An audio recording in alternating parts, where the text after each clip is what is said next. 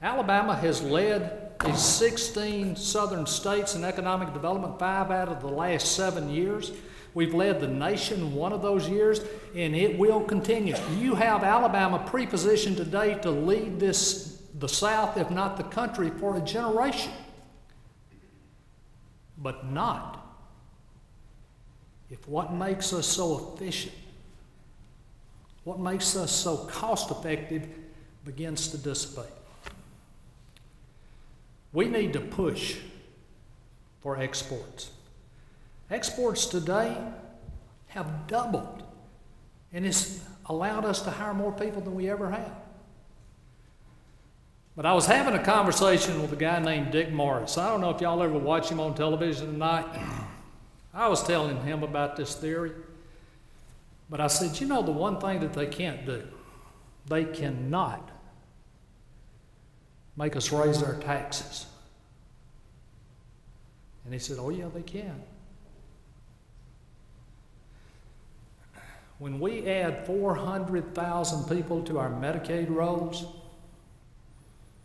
you tell me how we're going to pay for it. And they were added because of the difference in the cost of living in Alabama and the rest of the United States. When we go to 130% of poverty here, we add 400,000 people. If you do that in New York or Massachusetts, I doubt if they add any. And I say that to say this.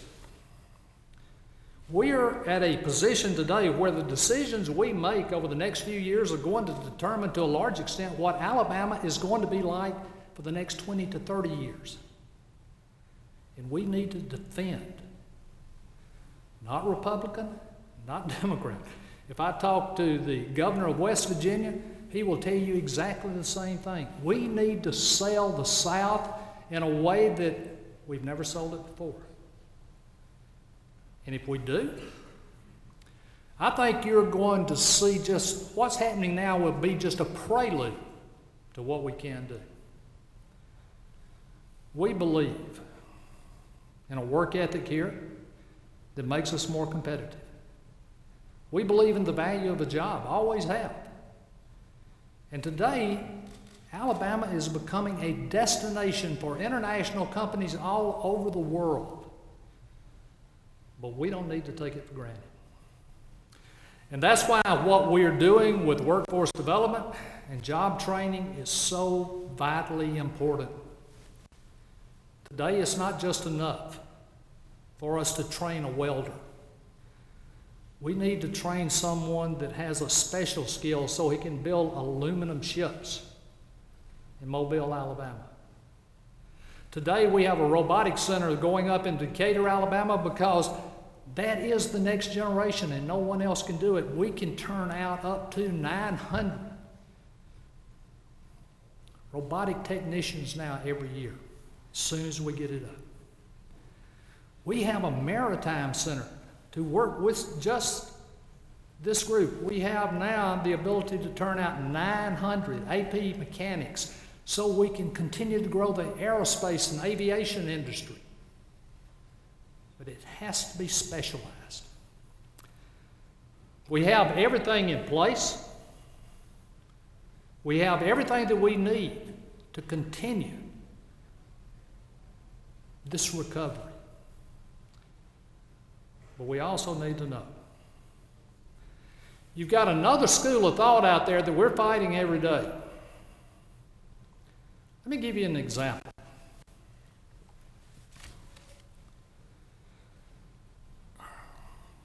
In Alabama today, aviation and aerospace is becoming almost like the automobile industry. It is growing by leaps and bounds all over this state.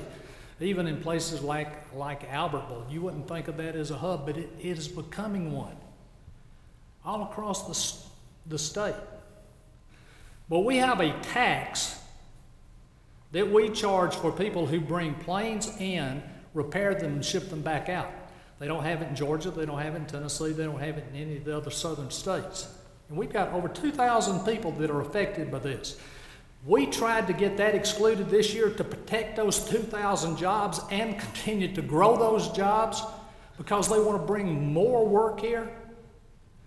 We introduced a bill and took it up, to the Capitol, and someone from the Alabama Education Association called that economic terrorism. Ladies and gentlemen, we need to understand that what we have up there today in a jobs bill that would give tax credits to small business when you hire someone that's unemployed, that gives a tax credit to someone who lives in a county with the highest unemployment rates, when we try to give a tax credit to help pay for insurance for an employee and they all get killed,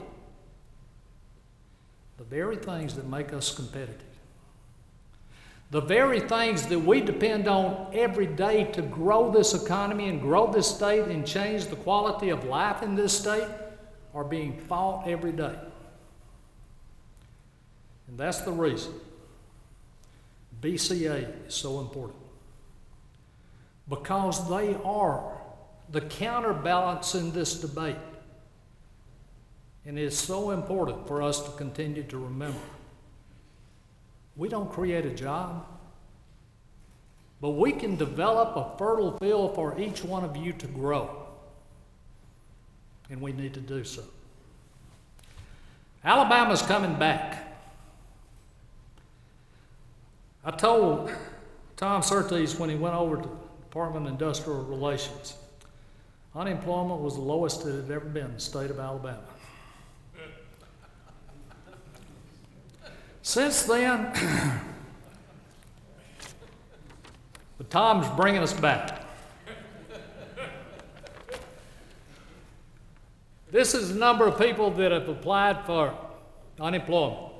Here's where we were in 2008, and you see this precipitous drop all the way down here, but look what happened.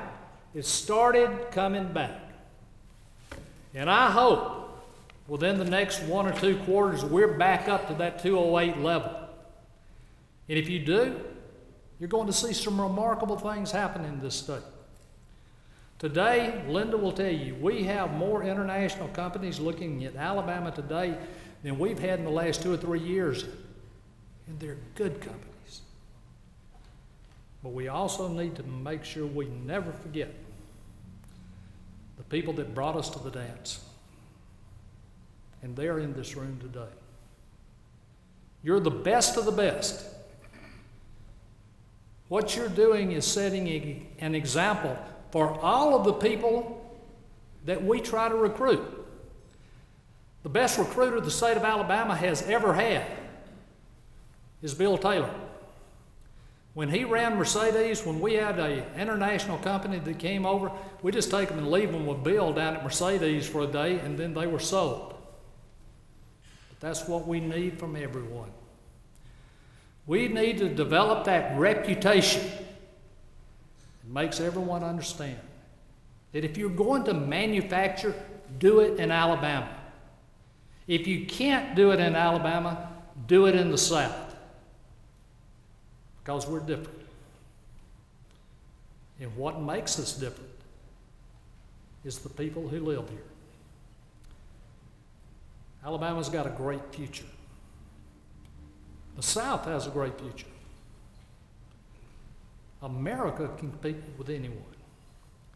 As long as we remember that lesson of rewarding hard work, creativity, innovation, we do that, we'll be fine.